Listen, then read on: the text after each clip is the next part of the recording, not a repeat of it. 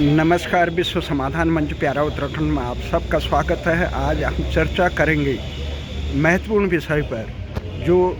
अभी इसी हफ्ते उत्तराखंड के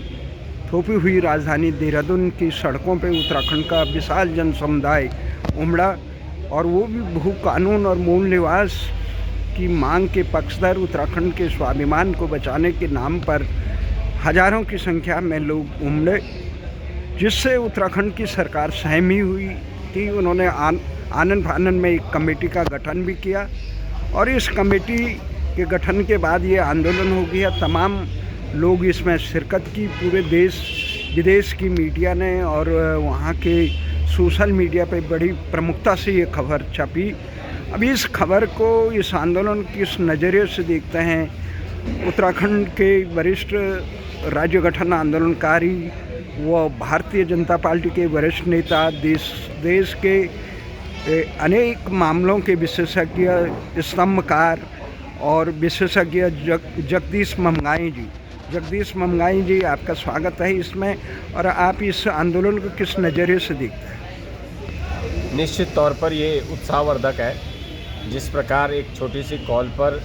काफ़ी बड़ा, जैसा आपने बताया, जन सैलाब उमड़ा, इसका सीधा संकेत है कि उत्तराखंड की जनता के मन में कुछ मुद्दे आंदोलित होने की स्थिति में आ गए हैं। 23 वर्ष राज्य गठन को हो गए हैं, और 23 वर्ष एक लंबा कार्यकाल होता है, और 23 वर्ष में अगर मूल मुद्दे या उत्तराखंड के जो हितों के लिए ज़रूरी को नहीं उठे, तो कहीं ना कहीं जनता स्थिति में है, और राज्य सरकार और केंद्र सरकार को इस पर संज्ञान लेना चाहिए, और इस जो भी समस्याएं हैं उनके समाधान के प्रति आगे बढ़कर जो है प्रयास करना चाहिए। ये बहुत सही कहा आपने कि तमाम जनता उद्वेलित है। 23 साल हो गए उत्तराखंड राज्य गठन को। जो राज्य गठन के जन आंदोलन की मांग थी, राजधानी गैरसैंण हो या भू कानून हो, मूल निवास का हो,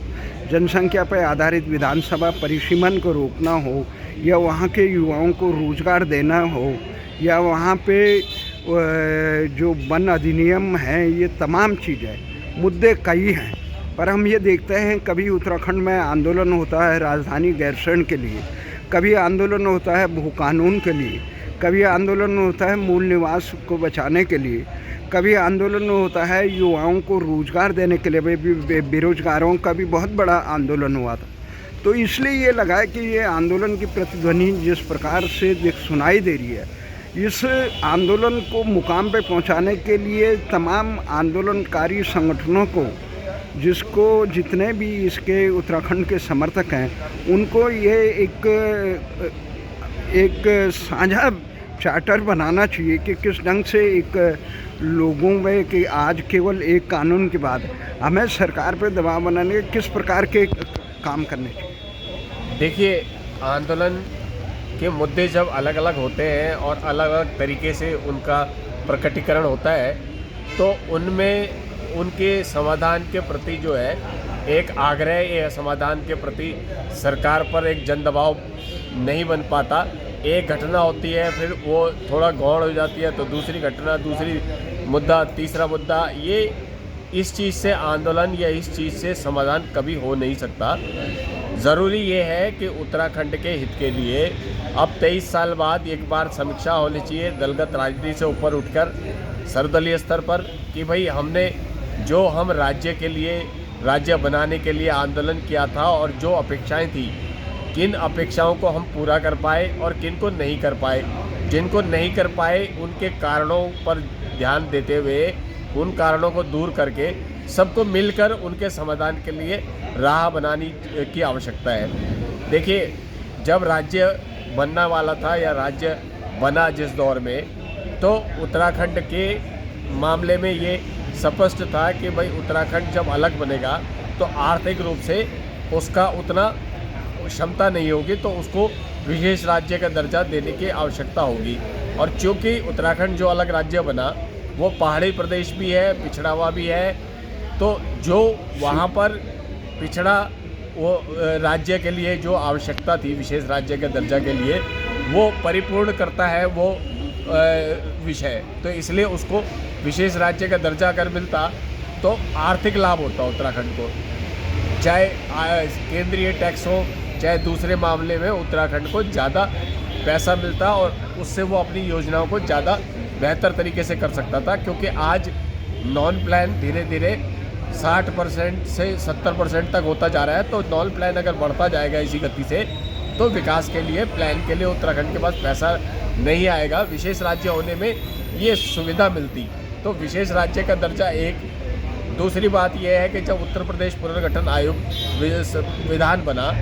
तो उसमें काफ़ी मामलों में उत्तराखंड के हितों का अहित हो गया या उपेक्षित हो गया। जैसे वहाँ बांध है या वहाँ हाइड्रो प्रोजेक्ट है, उसमें जो कमाई होती है वो उत्तर प्रदेश और केंद्र के हिस्से में आई, उत्तराखंड के हिस्से में एक भी पैसा नहीं आया। तो ऐसे कई मुद्दे जो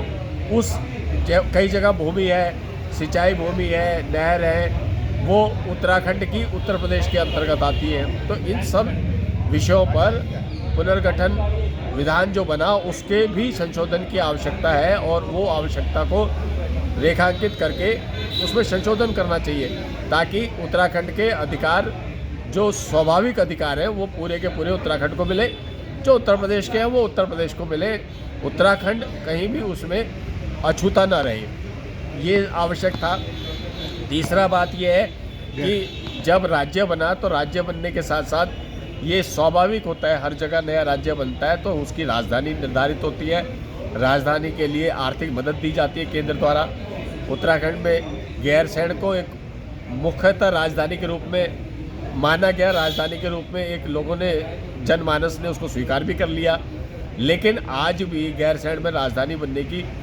स्थिति, संपूर्ण स्थायी राजनीति बनने की स्थिति अभी तक सामने नहीं आई है। विधानसभा भवन और तमाम सत्र होने के बावजूद स्थायी होनी चाहिए राजधानी, वो आवश्यक है। चौथा मसला ये है कि जो अभी ये भू कानून की बात आती है या मूल निवास की बात आती है, जाहिर है ये उत्तराखंड का राज्य, उत्तराखंड के रहने वाले और उत्तराखंड के निवासियों का पलायन और उपेक्षा के रोकने के लिए है। तो जाहिर तौर पे उत्तराखंड मूल के लोगों का अधिकार है, उनको अधिकार मिलना चाहिए और उस अधिकार में किसी भी प्रकार की बदलाव या किसी भी प्रकार की कमी की स्वीकार नहीं किया जा सकता। उत्तराखंड में एक और स्थिति है जिस पर ध्यान नहीं दिया गया आज 23 वर्ष बाद भी, कि उत्तराखंड में वन अधिनियम का स्थिति, जो वन के कानून है वो कई बार व्यवहारिक न होने के कारण वहाँ के निवासियों को भारी पड़ते हैं। तो उत्तराखंड के व्यवहारिक दृष्टिकोण से वन अधिनियम में परिवर्तन किया जाए, वन अधिनियम में ऐसे व्यवहारिक संशोधन किए जाए ताकि वहाँ जनता और जो अभयारण्य है या जो वन है उनमें रहने, उनमें उनकी सुरक्षा भी हो, लेकिन जनता की भी सुरक्षा हो और जनता के हितों का भी ध्यान रखा जाए। तो समग्र रूप से ये जो 4-5 बिंदु हैं, इन बिंदुओं पर उत्तराखंड को आज काम करने की आवश्यकता है। 23 साल के बाद अब एक बार फिर से आंदोलन से पूर्व की जो स्थिति थी, उत्तर प्रदेश से अलग राज्य इसीलिए मांगा था कि जो वहाँ कठिनाइयाँ हैं या जो वहाँ चीज़ें होनी चाहिए वो नहीं शायद हो पाई पूरी तौर पर। तो लिहाजा आज जो है एक समय आ गया है, जिस प्रकार छोटे छोटे आंदोलन हो रहे हैं और वो छोटी सी कॉल पर एक अच्छी संख्या में जनता उमड़ती है, तो इसका अर्थ ये है कि जनता के मन में कहीं ना कहीं ये मुद्दे हावी हैं और वो उन पर असर डाल रहे हैं और वो उसकी समाधान राज्य सरकार और केंद्र सरकार से चाहते हैं। कहा कि छोटी सी कॉल पे जिस प्रकार से बड़ी संख्या में लोग बिना किराए के, बिना किसी के आह्वान के वहाँ पे पहुँच जाते हैं और उसमें समर्पित हो जाते हैं, इसको मंजिल तक पहुँचाने के लिए देश की राजधानी दिल्ली में जो एक लघु उत्तराखंड माना जाता है, उत्तराखंड राज्य गठन के आंदोलन में जिसकी निर्णायक ऐतिहासिक भूमिका रही है, वहाँ में रहने वाले 40 लाख के आसपास जो उत्तराखंडी देश की राष्ट्रीय राजधानी क्षेत्र के आसपास हैं, उनकी भूमिका को आप किस ढंग से देखते हैं? देखिए, दिल्ली एनसीआर के लोग भी भले ही रहते यहाँ थे, लेकिन मानसिक रूप से और अपने अलग पृथक राज्य के लिए संघर्ष में उनकी आहुति सबकी थी। किसी की गिलहरी के बराबर रही होगी, तो किसी के नल नील के बराबर रही होगी, लेकिन उस निर्माण कार्य में अलग अपना राज्य हो,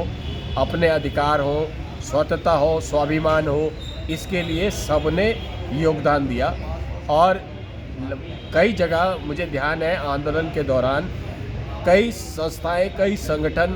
विरुद्ध स्तर पर, चाहे वो सागरपुर हो, चाहे जंतर मंतर हो, चाहे नोएडा हो, चाहे गुड़गांव हो, चाहे फरीदाबाद हो, जगह जगह आंदोलन के प्रति जागरूकता हुई,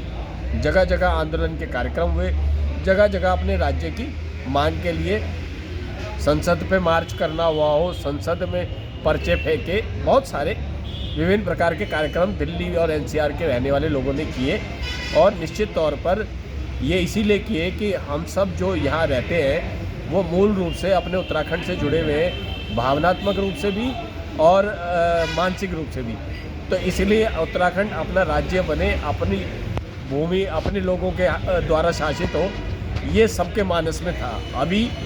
जो बाकी मुद्दे हैं उत्तराखंड के, जो प्रशासनिक मुद्दे मैंने बताए, उनके प्रति दिल्ली एनसीआर में उस प्रकार का जागरण नहीं है जिस प्रकार का उत्तराखंड में या लोग आ जाते हैं, सैलाब उमड़ आता है, जनसभाएं अच्छी हो जाती हैं। अभी दिल्ली एनसीआर में भी इन मुद्दों के प्रति जागरूक होना पड़ेगा। और मैं समझता हूं कि क्योंकि ये सारे मुद्दे केंद्र सरकार से भी जुड़े हुए हैं, इसलिए राष्ट्रीय राजधानी क्षेत्र जो दिल्ली एनसीआर है, उसमें अगर इसके प्रति जागृत होगा, उसमें इस आंदोलन में समर्थन खड़ा होगा या जनता खड़ी होगी, तो मैं समझता हूं कि केंद्र सरकार इस दिशा में सकारात्मक विचार करेगी और ये समस्याएं समाधान की दृष्टि में आएंगी और जल्दी समाधान होने से वहाँ के लोगों का लाभ होगा। एक बात ये देखने में आई है कि प्रदेश की सरकारें उत्तराखंड राज्य गठन की जन आकांक्षाओं को,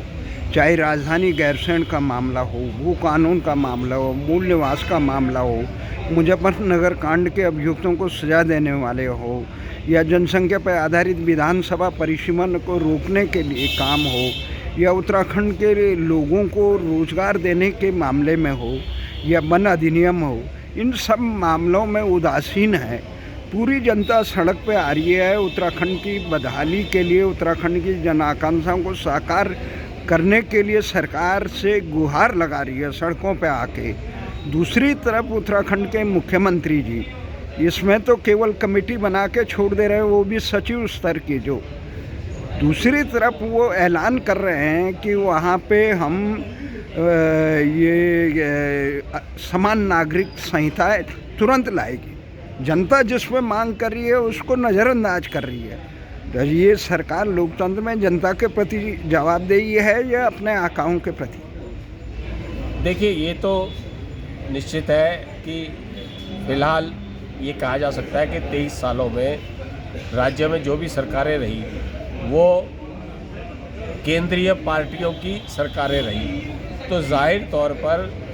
वो जवाबदेह जो है उनकी प्रमुखता से केंद्रीय पार्टी या केंद्रीय नेतृत्व के प्रति रही है। इसमें कोई ढकाव छुपाव की बात नहीं है, क्योंकि उन्हीं की कृपा से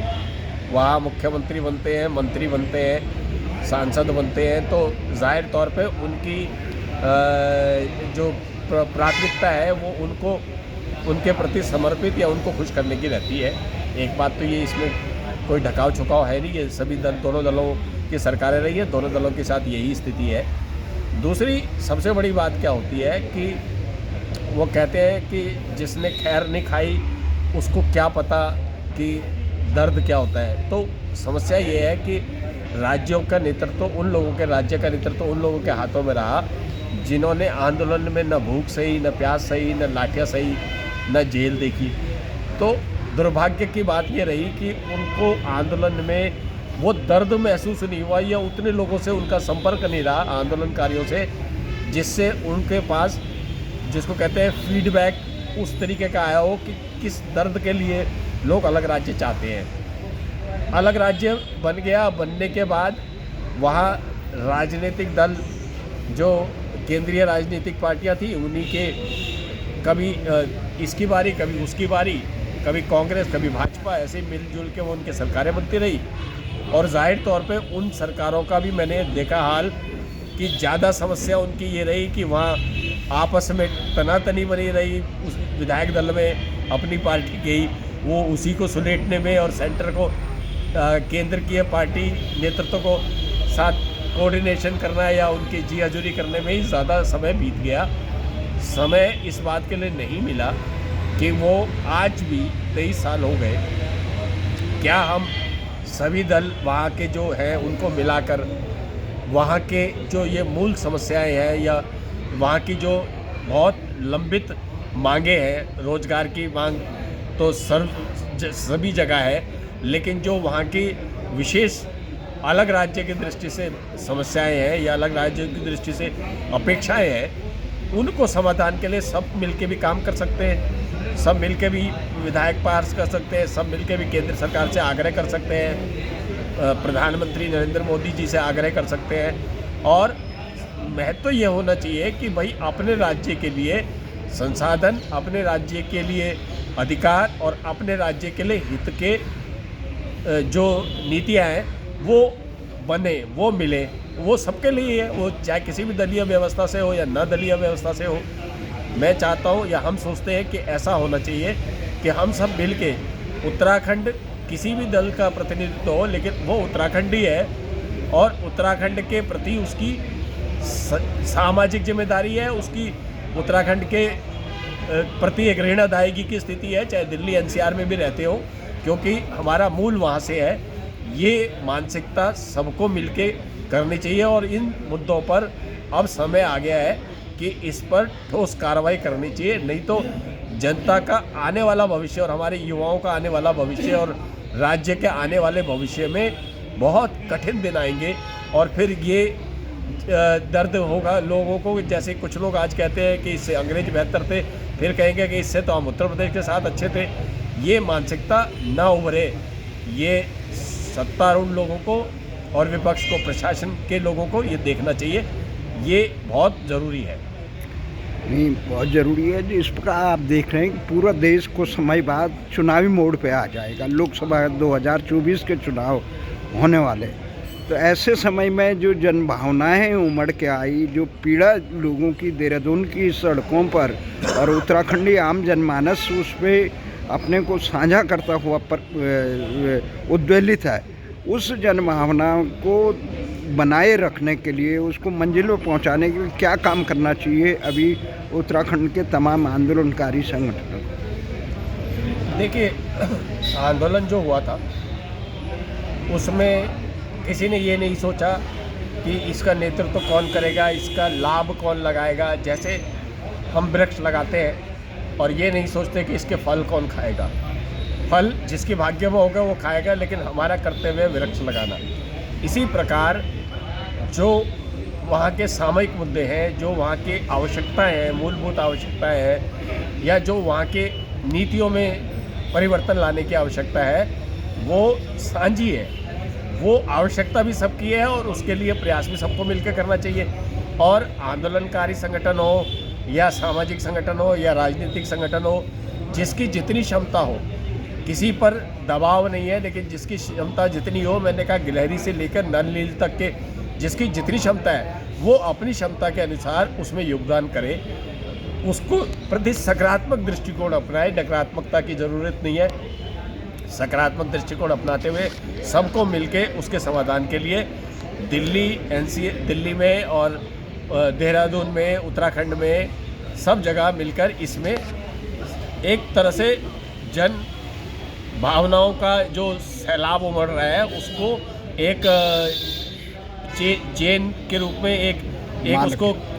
माला के रूप में पिरोने की आवश्यकता है। और मैं समझता हूँ कि राज्य सरकारें हों चाहे केंद्र सरकारें हों, जन दबाव के आगे सब नतमस्तक होते हैं और सब सुनवाई करेंगे, ऐसा मैं मानता हूँ। ये चुनाव के समय किस ढंग से किया जा सकता? देखिए, चुनाव से मैं इसको जोड़ने के पक्ष में नहीं रहता, क्योंकि चुनाव करने से वो दलीय व्यवस्था हो जाती है, उसमें प्रॉस एंड कॉन्स शुरू हो जाएगा। तो फिर जो हमारी मुद्दा है या जो उत्तराखंड का अधिकार है उस पर सवाल खड़ा हो जाता है, क्योंकि दो अलग अलग स्वर एक दूसरे के विरोधी स्वर खड़े होते हैं तो कभी भी सफलता नहीं मिलती। राज्य मामले में शुरुआती दौर में भारतीय जनता पार्टी अलग राज्य के पक्ष में रही थी, फिर भारतीय जनता पार्टी ने उत्तरांचल के रूप में इसको स्वीकार करा अलग राज्य को, कांग्रेस एक खिलाफ थी, फिर हिल काउंसिल की बात लाई, अंतोगत्वा फिर अलग राज्य की, क्योंकि हेतु तो इस बात में था कि अलग राज्य बने। तो जन दबाव और जन अपेक्षाएं जो होती है उसके आधार पर राजनीतिक दलों को जब झुकना पड़ता है, तो इसलिए मैं ये मानता हूँ कि इसको दलीय राजनीति से हट के देखना चाहिए। जैसे उत्तराखंड आंदोलन को देखा था, सबने मिलके इसके लिए प्रयास किया और सफलता पाई। धन्यवाद।